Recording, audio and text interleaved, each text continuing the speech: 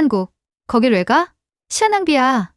여기 중국 저명한 대학의 한 여교수가 있습니다. 한국을 무시하던 그녀가 충격적이게도 한국행 비행기를 탔다고 하는데요. 그런 그녀가 한국을 다녀온 후학생들 앞에서 오열을 했다고 합니다. 과연 무슨 사연인 한번 들어보겠습니다. 제 이름은 왕야친입니다. 저는 베이징 대학교의 교수이고 얼마 전까지만 해도 동아시아 문화에 관해서는 모든 것을 알고 있다고 자부했었어요. 하지만 오만한 생각이었죠. 완전히 잘못된 생각이었어요. 지난 15년 동안 매일 아침 저는 같은 루틴을 따랐어요. 저는 5시 30분에 일어나서 교토에서 배운 전통적인 방식으로 일본 녹차를 끓이고 30분 동안 일본 서예를 연습했어요. 제 작은 아파트는 일본으로 여행하며 모은 보물들로 가득 있어요. 섬세한 부채들, 후지산의 목판화, 그리고 일본 문학과 역사에 헌정된 책장 하나가 있어요. 왕 교수님, 중국인보다 더 일본인 같으세요.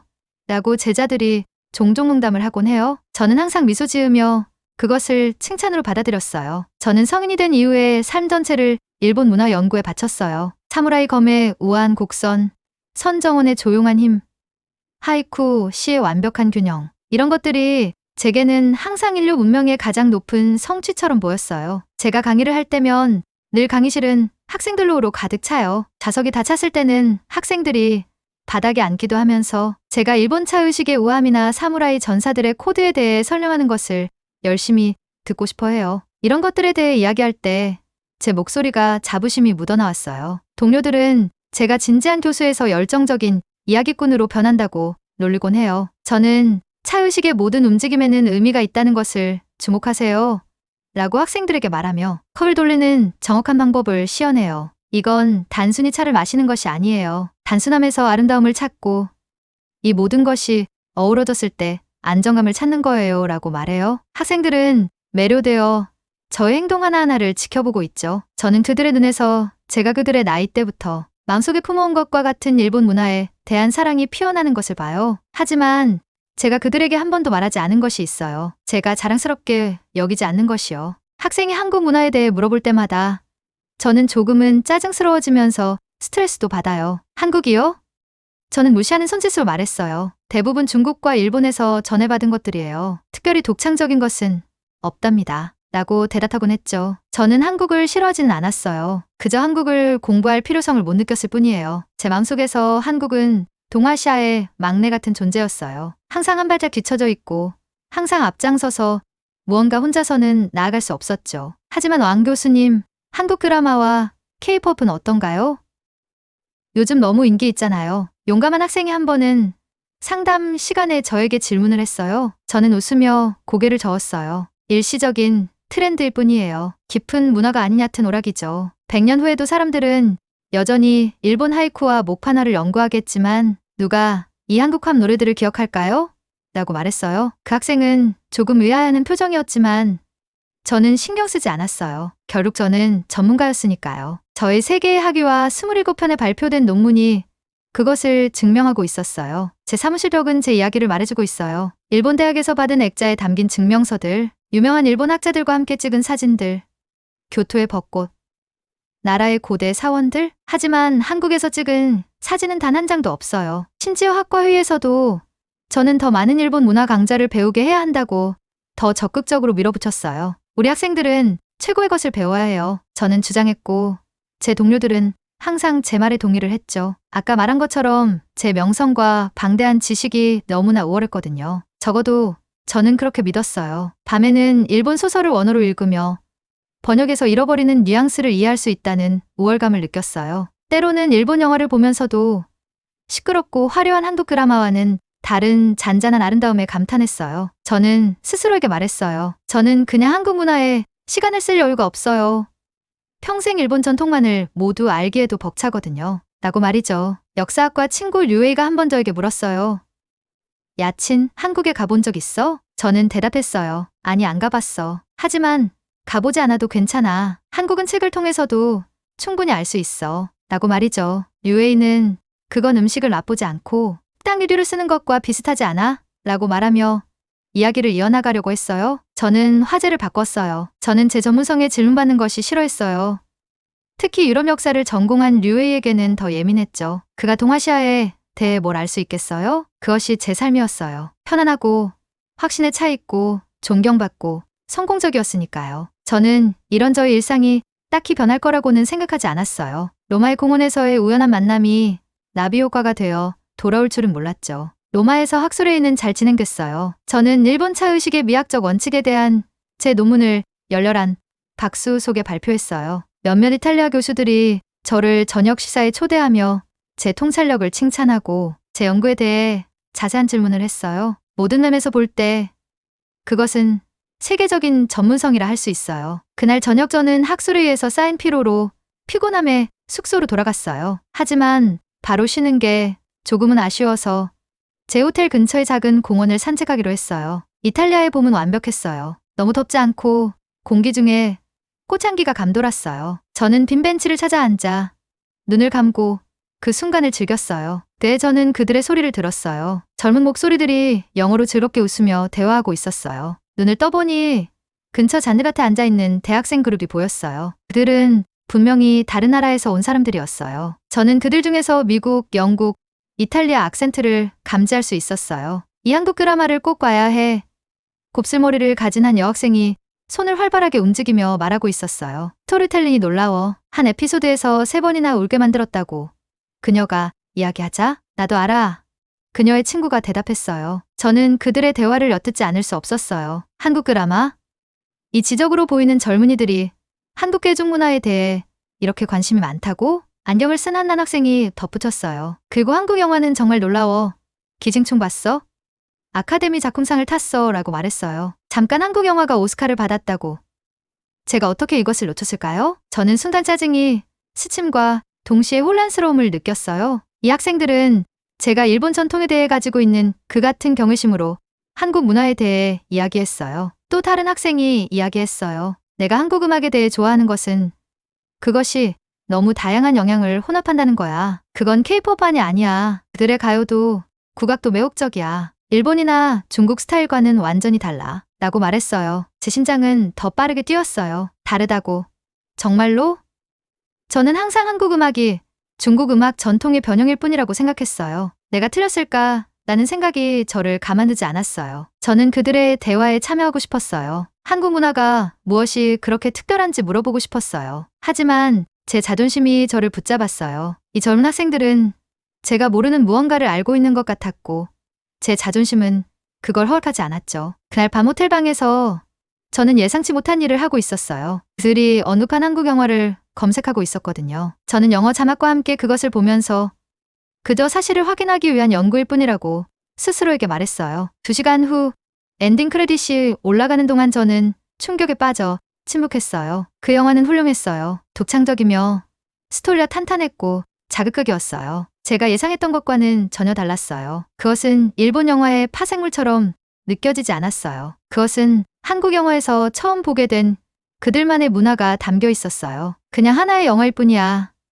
저는 노트북을 닫으며 스스로에게 말했어요. 하지만 의심의 씨앗은 점점 커졌어요. 한 달 후 그 씨앗은 제가 연구 협력을 위해 도쿄를 방문했을 때 발화했어요. 저는 우리가 가장 좋아하는 식당에서 저의 오랜 친구이자 동료인 사쿠라기 히로타카 교수를 만났어요. 그는 제가 일본에서 학생이었을 때 저의 멘토였고 저는 여전히 다른 누구보다도 그 의견을 가치 있게 여겼어요. 한국 대중문화가 국제적인 관심을 얻고 있다고 들었어. 저는 초밥을 먹으면서 분위기를 살피며 가볍게 언급했어요. 그의 반응은 즉각적이고 강했어요. 그의 얼굴은 찡그림으로 일그러졌고 그는 젓가락을 날카로운 소리와 함께 내려놓았어요. 그리고 말했죠. 피상적인 오락거리, 그 이상 그 이하도 아니야. 거기에는 진정한 문화적 가치가 없어. 라고 말이죠. 그러면서도 계속해서 말했어요. 글의 문자 체계, 한글, 그의 목소리는 더욱 차가워졌어요. 그것은 단지 몽골 문자를 기반으로 한 열등한 모방일 뿐이야. 우리 한자의 예술적 아름다움에 비하면 아무것도 아니지. 그의 어조에서 불쾌한 무언가가 저를 괴롭혔어요. 그것은 제가 학생들에게 한국 문화를 이야기할 때 내는 소리와 너무 비슷했어요. 저는 한글에 대해 깊이 연구해봤어? 라고 스스로도 놀라운 질문을 했어요. 그는 왜 내가 시간을 낭비하겠어? 라고 말하며 웃었지만 그 웃음에는 따뜻함이 없었어요. 우리는 한국이라는 주제에 대해 늘 그렇듯이 거칠고 부정적인 대화로 식사를 마쳤지만 이날은 기분이 이상했어요. 아마도 제 안에서 무언가가 바뀐 것 같았어요. 한때 제가 존경했던 그의 일본 우월성에 대한 확신은 이제 안쓰럽게 보였어요. 그날 밤 호텔방에서 혼자 저는 잠을 이룰 수 없었어요. 저는 계속해서 로마에서의 학생들이 한국 문화에 대해 이야기할 때 그들의 생기 넘치는 표정을 잊을 수가 없었어요. 저는 그들이 얼마나 행복해 보였는지, 새로운 경험에 얼마나 열려 있었는지를 기억했어요. 그리고 제가 한국에 대해 물어봤을 때 사쿠라기 교수의 무시하는 웃음을 떠올렸어요. 제 자신과 똑같았던 모습을 말이죠. 저는 침대에서 일어나 창가에 서서 도쿄의 스카이라인을 바라보았어요. 스스로를 진지한 학자로 자부하는 사람으로서 저는 잘하고 있는 걸까요? 어떻게 직접 경험해보지 않은 문화를 단정 지을 수 있을까요? 그 생각은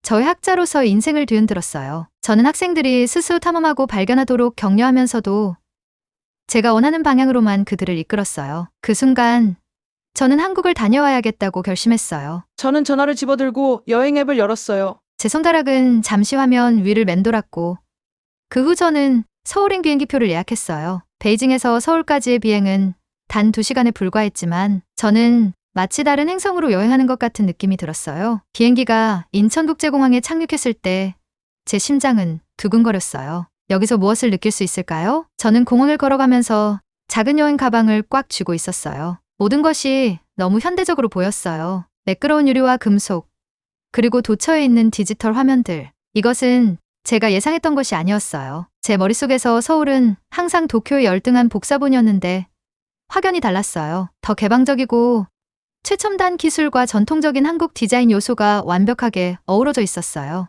왕 교수님, 한국에 오신 것을 환영합니다. 도착 게이트에서 저를 맞이한 젊은 여성이 말했어요. 그녀의 이름은 민지였고 제 가이드가 되기 위해 자원한 대학원생이었어요. 비행은 편안하셨나요? 저는 고개를 끄덕였고 갑자기 부끄러움을 느꼈어요. 그녀는 제가 그녀의 문화에 대해 얼마나 무시해왔는지 알고 있을까요? 만약 그녀가 안다면 저를 어떻게 생각할까요? 공항에서 호텔까지 가는 길에 저는 처음으로 서울을 제대로 볼 수 있었어요. 저는 차 창문에 얼굴을 바짝 깨고 모든 것을 둘러보았어요. 네온사인이 고대 돌담 옆에서 번쩍였어요. 초현대식 고층 빌딩들이 독특한 곡선 지붕을 가진 전통 한옥집들 옆에 서 있었어요. 세련된 옷을 입은 젊은이들이 작은 수레에서 채소를 파는 노인들 옆을 서둘러 지나갔어요. 예상하셨던 것과는 다르죠? 민지는 제 커다란 눈을 알아차리고 물었어요.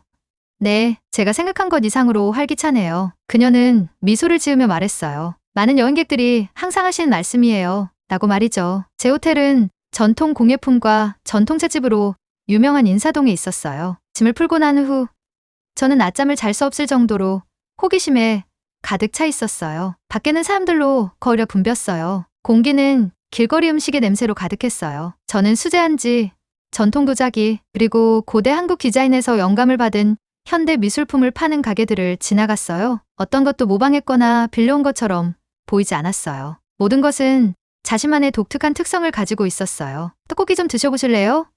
민지는 판매자가 떡을 굵은 소스에 끓이고 있는 포장마차를 가리키며 물었어요. 굉장히 매워 보이네요. 저는 긴장하며 물었어요. 덜 맵게 해달라고 부탁할게요. 그녀는 웃었어요. 달콤하고 매운 소스에 코팅된 쫄깃한 떡은 제 입안에서 춤을 췄어요. 그것은 중국이나 일본 음식과는 전혀 달랐어요. 정말 독특하게 맛있었어요. 다음 날 아침 우리는 경복궁을 방문했어요. 저는 책에서 사진을 봤지만 실제로 있는 것은 완전히 달랐어요. 거대한 문, 다채로운 채색 건물들, 그리고 휘돌아가는 마당은 제 숨을 먹게 했어요. 이 궁은 1395년에 지어졌어요. 함께 걷던 민지가 설명했어요. 일본의 침략 동안 파괴되었다가 나중에 재건되었어요. 라고 덧붙였죠. 저는 일본 침략이라는 언급에 움찔했어요. 제가 일본 문화에 집중하면서 크게 무시했던 역사였거든요. 건축 스타일이 중국 궁궐과는 다르네요. 저는 다른 지붕 구조와 색상 구성을 알아차리며 관찰했어요. 민지는 네, 한국은 이웃나라들과의 관계를 유지하면서도 자체적인 미학을 발전시켰어요. 우리는 많은 것들을 겪어오면서 우리 자신의 가치와 환경에 맞게 적응시켰어요. 라고 말했어요. 저는 제가 한국 문화를 파생적이라고 무시했던 것에 대해 생각했어요. 여기 서서 저는 제가 얼마나 편협했는지를 명확히 볼 수 있었어요. 그날 오후 우리는 한글 서예를 전문으로 하는 최진우라는 서예가를 만난 작은 갤러리를 방문했어요. 한번 써보실래요?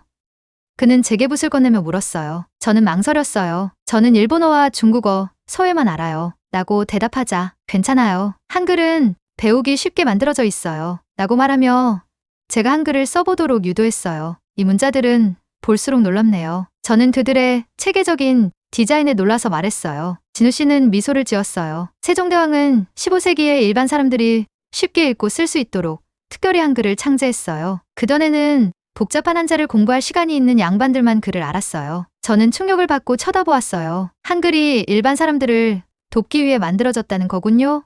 라는 되물음에 정확해요. 왕은 지혜로운 사람은 아침에 배울 수 있고 단순한 사람도 열흘 안에 배울 수 있다고 말했어요. 라고 답해 주었어요. 이것은 사쿠라기 교수가 저에게 말한 모든 것과 모순되었어요. 이것은 결코 모방이 아니었어요. 그것은 모두에 대한 배려로 창조된 훌륭한 혁신이었어요. 다음 며칠 동안 제 선입견은 계속해서 무너졌어요. 저는 중국이나 일본에서 들어본 적 없는 리듬과 멜로디의 전통 음악 공연을 관람했어요. 저는 새벽에 공원에서 전통춤을 연습하는 노인들을 지켜보았어요. 그들의 움직임은 제가 아직 이해할 수는 없었지만 확실히 느낄 수 있는 이야기들을 말하고 있었어요. 홍대에 유행하는 카페에서 저는 한국이 한국전쟁 이후 가장 가난한 국가 중 하나에서 기술적, 문화적 강국으로 어떻게 변모했는지 설명해준 젊은 IT 전문가인 박서준 씨를 만났어요. 우리는 생존하기 위해 혁신해야 했어요. 그는 열정적으로 저에게 말했어요. 우리는 천연 자원이 많지 않았기 때문에 교육을 통해 우리 사람들에게 투자했어요. 라고도 말했죠. 그런데 어떻게 한국 대중문화가 전 세계적으로 그렇게 영향력 있게 되었나요? 저는 로마에서 만난 그 학생들을 생각하며 물었어요. 그의 눈이 빛났어요. 제 생각에는 우리가 전통과 혁신을 잘 조화시키기 때문인 것 같아요. 우리는 과거를 존중하지만 그것에 갇혀있지 않아요. 그리고 우리는 어디에서든 좋은 아이디어를 흡수하고 그것을 변형시키고 새로운 것을 만드는 것을 두려워하지 않아요. 저는 고개를 끄덕이며 이제 제가 오랫동안 놓쳤던 것을 이해하게 되었어요. 한국은 변화를 수용하고 전통을 존중함으로써 완전히 새로운 것들을 창조하고 있었어요. 그날 저녁 호텔로 걸어가면서 저는 이상한 감정의 혼합을 느꼈어요. 과거의 오만함에 대한 부끄러움과 배울 것이 너무 많다는 것에 대한 기대감이었어요. 서울의 거리는 네온 불빛으로 빛났고 고대 궁궐은 밤하늘에 비추어 밝게 빛났어요. 저는 다리에 멈춰서서 물속에 비친 제 모습을 바라보았어요. 저는 겉으로는 같아 보였지만 내면에서는 모든 것이 변했어요. 20년 동안 저는 너무 확신에 차 있었고 제 전문성에 너무 자만했다는 것을 깨달았어요. 내일 저는 중국으로 돌아갈 것이지만 저는 이것이 새로운 여정의 시작일 뿐이라는 것을 알았어요. 수년 만에 저는 다시 학생 시절의 열정을 느꼈어요. 불확실하고 호기심 많고 경이로움으로 가득 찬 그 열정 말이에요. 베이징에 제 교실로 돌아왔을 때 모든 것은 똑같아 보였어요. 낡은 나무 단상, 일렬로 늘어선 책상들, 벽에 걸린 동아시아 지도들. 하지만 저는 달라졌어요. 저는 강의실 앞에 서서 학생들의 열정적인 얼굴들을 바라보았어요. 그들은 제가 일본차 의식이나 사무라이 코드에 대한 평소의 열정적인 연설을 시작하기를 기다리고 있었어요. 대신 저는 깊게 숨을 들이쉬고 그들 모두를 놀라게 하는 말을 했어요. 저는 틀렸어요. 라고 말문을 열었어요. 방 안에서 옹성거림이 일었어요. 왕야친 교수가 자신이 틀렸다고 말한다고? 이것은 전에 없는 일이었어요. 수년간 저는 여러분들에게 일본 문화가 동아시아 문명의 정점을 대표한다고 가르쳤어요. 저는 한국 문화를 중요하지 않고 파생적이라고 무시했어요. 라고 말했고 저는 잠시 멈추고 그들의 놀란 얼굴들을 바라보았어요. 그것은 지식이 아닌 무지였어요. 그리고 그 무지는 오늘부로 보이지 않을 겁니다. 라고 말했어요. 저는 오래된 일본 지도를 내리고 동아시아 전체를 보여주는 새 지도로 교체했어요. 그리고 저는 칠판에 썼어요. 동아시아 전통과 혁신을 통한 여정. 저는 학생들 앞에서 발표했어요. 이것은 우리의 새로운 강자의 제목이에요. 우리는 세계 문명에 대한 중국, 일본, 그리고 한국의 독특한 문화를 탐구할 거예요. 라고 말했어요. 맨 뒷줄에서 손이 번쩍 올라갔어요. 그것은 린웨이였어요. 제가 가장 아끼는 학생 중 한 명이었어요. 왕 교수님, 무엇이 교수님의 생각을 바꾸었나요? 그녀는 호기심으로 눈을 크게 뜨고 물었어요. 저는 미소 지었어요.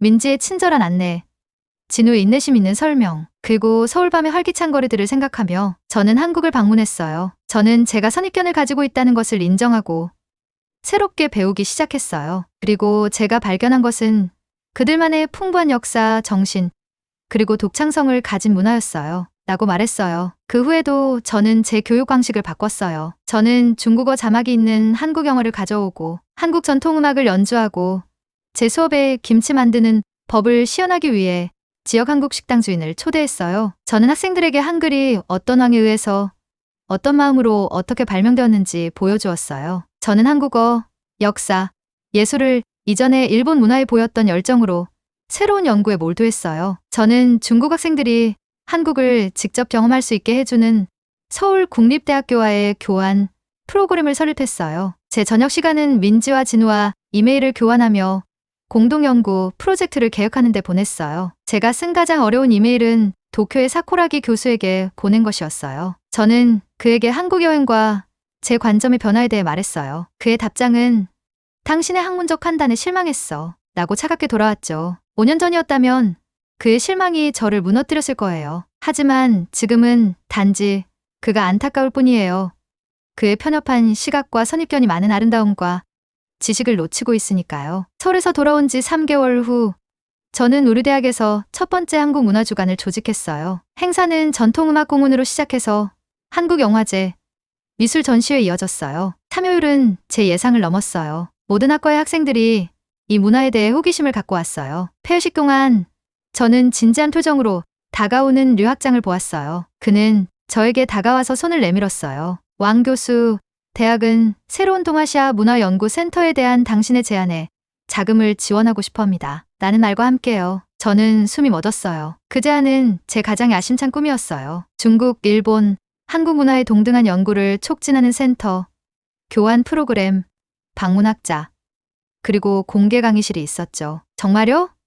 저는 제 충격을 감출 수 없었어요. 그는 고개를 끄덕이며 당신의 한국 문화 주간은 아주 많은 학생들의 동아시아 연구에 대한 관심을 불러일으켰습니다. 우리 대학은 학문적 내용과 그것이 만들어낸 열정 모두에 감명받았습니다. 라고 말했죠. 그날 밤 저는 제 아파트 발코니에 서서 베이징의 스카이라인을 바라보았어요. 저는 제 삶이 불과 몇 달 만에 얼마나 완전히 바뀌었는지 생각했어요. 제 전화기에서 민지로부터 온 문자 메시지가 울렸어요. 방금 당신의 새로운 센터에 대해 들었어요. 축하해요. 언제 방문할 수 있을까요? 라고 물었어요. 저는 미소 지으며 답장을 썼어요. 가능한 한 빨리. 할 일이 너무 많아요. 라고 재촉했어요. 안에 있는 제 책상 위에는 제 최신 연구 프로젝트가 놓여 있었어요. 동아시아 전역의 서예 전통에 대한 비교 연구. 그 옆에는 한국어 초보자 가이드와 사전의 도움으로 천천히 읽어 나가고 있는 한국 소설 더미가 있었어요. 제 오래된 일본 주전자는 여전히 선반에 있었지만 이제 그것은 한국 성자와 중국 도자기와 함께 공간을 공유하고 있었어요. 저는 진정한 지혜는 호기심과 함께 모든 것을 순수하게 배워나갈 수 있는 것이라고 생각해요. 이제 저는 한 문화의 전문가로서가 아니라 여러 문화들을 서로 공유하고 전달하는 그런 사람이 될 거예요. 우리는 예상치 못한 곳에서 새로움을 발견할 수 있으니까요. 그리고 그것들이 우리를 성장시킬 거예요. 이제는 이것이 교육의 진정한 목적이라고 믿어요. 제 이야기를 들어주셔서 감사합니다. 오늘의 사연 들어주셔서 감사합니다. 행복한 하루 보내세요. 구독과 좋아요 눌러주시면 사연 소개에 많은 힘이 됩니다.